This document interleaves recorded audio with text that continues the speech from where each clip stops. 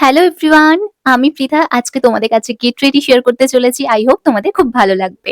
Get ready video তো তোমাদের সাথে শেয়ার করাই হয় না। সেই বান্ধবীর রিসেপশনে আমি গেট রেডি করেছিলাম। এরপরে চলে এসেছে আমার বন্ধুর ছেলের অন্নপ্রাশনে গেট রেডি ভিডিও।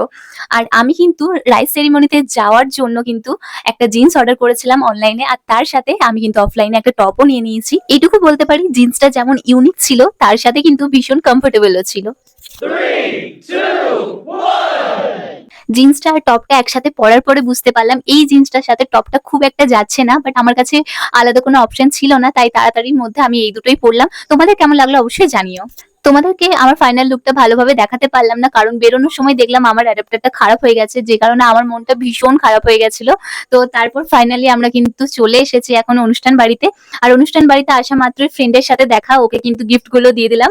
তারপর আমাদের সেই যার জন্য অনুষ্ঠানটি, তার সাথে দেখা হয়ে গেছে। আর সে কিন্তু খুবই চুপচাপ ছিল আর খুব শান্ত ছিল, সবার কোলে যাচ্ছিল।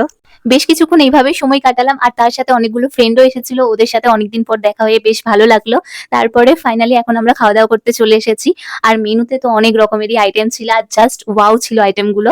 আমার পার্সোনালি কিন্তু সত্যি বলতে খাবারগুলো খুব ভালো লেগেছে। পটল চিংড়িটা বেস্ট লেগেছে।